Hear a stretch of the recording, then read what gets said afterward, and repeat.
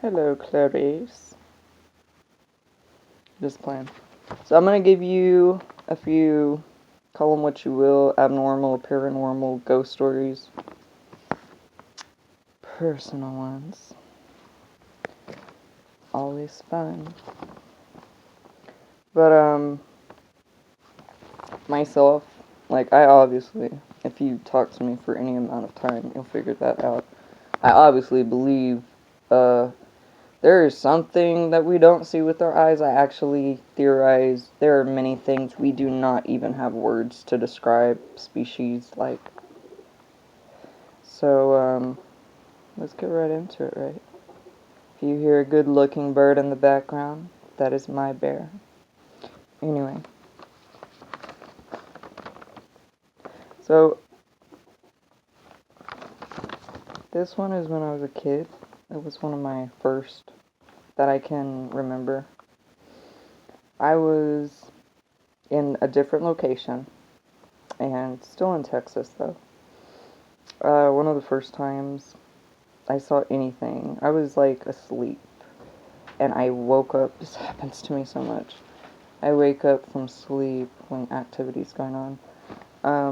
And when I woke up, and I'm a kid at this time, like under the age of 13, probably more like 10 or something, I hear heavy breathing behind me, and it freaked me out. Like, the things that went through my mind was, what if it's a murderer and they've killed somebody and they're huffing and puffing because they've run away from the crime scene and they're right behind me, you know. I don't know. I didn't get a good vibe, but somehow I got up the courage. I pretended to yawn and turned my body. I was so smooth. Then I just yanked my eyes open, right? The bed literally lifted up. So it was like somebody was sitting next to me. And that freaked me out. So I looked around. I didn't see anything. I looked in front of me. For some reason, we didn't have, balloons weren't like a big part of celebrating for us, but we did have a balloon, one of the floaty kind that have the silver on the back and the display. Well, the display, it was like a happy birthday or something, was showing. And I remember, for some reason, it caught my attention and it slowly turned to the silver side facing me. And I swear I saw like indentions for eyes and like a mouth. And it was a telepathic message. It wasn't verbal, but I heard, "Why are you in my room?" And as a child, I was like, "Nah, this is my room." And then I heard the alarm go off, and it was crazy, the timing. It just slowly turned back around, and like as soon as it was gone, my mom was walking down the hall to get us up ready for school. I was just like, wow. I would leave the TV on with no volume, and I checked to see if maybe by some chance, but I watched Arsenio Hall and stuff like that, so I would leave the volume off, and it was, when I checked, just, a normal, it wasn't no huffing, puffing like I heard. It was Arsenio Hall with a guest. And the amount of time, it felt like a while, like minutes. So, though it is vague, I do remember that. But I must have told my brother, because he was a real prankster, and he would tie strings to stuff, so if you'd open doors, like lights would flick off. Anyway, he tried to add to the great trauma I experienced. I didn't really experience any trauma. Humans are more traumatizing than the others, I honestly feel like. And there is a reason Jesus said, "How long must I suffer with you?"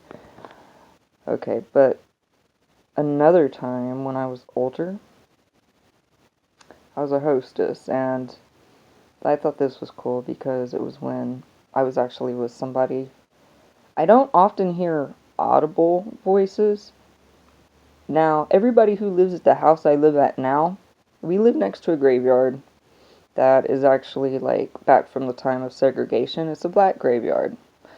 I've actually tried to make, like, blackberries along the bush, because as a child, I remembered having good memories. When I would go to my grandma's house, I'd pick blackberries, and I kind of wanted to, for the kids that are with their family, maybe.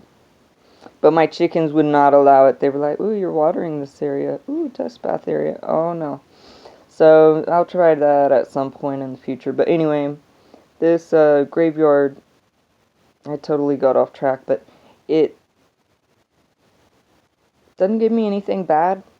I actually want to walk through it with you at some point and show you some of the gravestones, because they're very old and they have symbols on them, and I find it quite interesting. But people who live here, or even sometimes people who are around a lot, will hear their name called by a familiar voice. Like my mom will hear my voice calling her name, but I didn't call her, or something else, We've seen a lot of shadows here. Believe it or not, they actually make me feel comforted. Anyway, she's heard my boots before walking across, but I wasn't there. And then she's seen a shadow figure that looked like, it had no face, it was just black. And it had like a bonnet, like the old days. And it was a short little lady, she said. Probably wearing the boots. And yeah, she said that freaked her out. But, some people get scared about that stuff.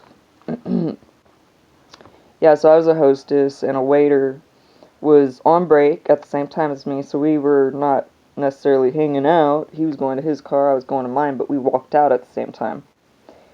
And we heard, while we were walking, "What's up?" Just simple. Like right above us. And so we looked, and I just, I'm like, you're so cute. He was kind of freaked out by it, but I thought it was super cool to have somebody hear it with me, like, don't worry about it, they're just playing. Anyway, I liked that place because crows would gather every evening, and that was truly beautiful to me. Got to look up and see those pretty birds.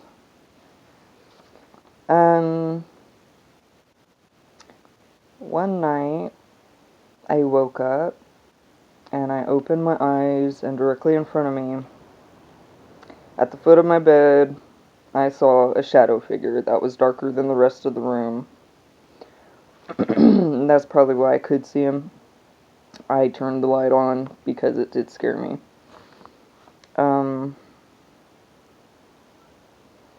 I found out that he probably scared me to move me, basically, to safety. And he didn't really mean to scare me. I actually, when I woke up, he looked startled. Like, I couldn't see his face or anything, but you know how when you startle somebody, they move a little bit? He did that. He was a giant without wings, but I think that might have been Blackbird. And when you see something like that and you think that's what's guarding me, God, makes you very thankful.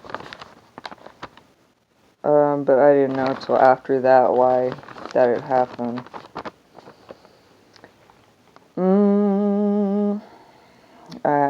I thought he was holding like boulders or large stones in his hands. And later I looked at my own shadow and saw my hand, and I was like, oh my God, his hands are huge. Those were his hands. They were just, like in a fist next to his side. Basically, like I would imagine a guardian angel to be next to your bed. I've said some prayers about the angel of the Lord, to just different things. I've said strange things, and they were from my heart. Beware. Anyway, but it's not a bad thing. But I've never seen nothing like that before, and it really made me think that most people would honestly cry if they saw an actual angel like we talk about them. The arcs are freaking war machines, dude. Uh, whew. Get it, boy. Anyway, yeah, that's me getting a little excited. I love them. I perceive them as brothers. And I don't like talking about Blackbird a lot because people get freaked out when I talk about him. Like, they get scared, and I'm just like, dude, I promise you, if you're walking in love with me, he has, I think he's just a guardian, dude. But I can understand how things you can't see, like, they could be scary. But whenever I was young, I remember they'd turn on, like, they just turn things on, especially they would turn on the radio, and it was on, like, full blast, so I would yell at them and they'd stop. My brother was like, wow, that's weird. But it works, whatever. Yeah, I had a friend over, and I was actually talking to him about, perspectives, religion, and them. And when we were talking, the boards where we were at literally shifted like somebody had walked up. And he was the one who said, wow, he's got a real strong energy. And I don't quite understand everything, but it was pretty cool to me because he could tell me he saw one that was smiling a lot. That's Uriel. Michael's the one a little bit further away, and then closest to me is Blackbird. But he kind of could pick up off some things that made me think he was like legit as far as his sensitivities or gifts. He was surprised at his strength and respect for me. But he's a good being. And that's why I get so mad when people say all this bad stuff about things they don't really know about. And it's like, dude, real talk, you need to look in the mirror. You really do. Because I sometimes think maybe, you know how people are pitted against each other? It's probably a lot of that, a lot of the time too. Some of it may be general concern, and I believe that because Birdie has let me know we're like people. We're not all trustworthy, you know? But, so I don't believe any voice. I think you should definitely try to be a good influence to them also. Like, don't just be pushed around and do whatever they say. But, I don't really get when people talk about hearing these crazy voices that disrespect them consistently or tell them to do ill things, you know what I'm saying? I don't get that. Any voice I ever hear is like encouraging, and they have told me don't trust this person, but then it turns out, you know what? They were right. I've had dreams of like if I was in a relationship with somebody and they messed around on me, like I'll have dreams of the I've had a dream of the person's name. And I didn't know till later, but I can honestly say the ones in my circle have been really good to me.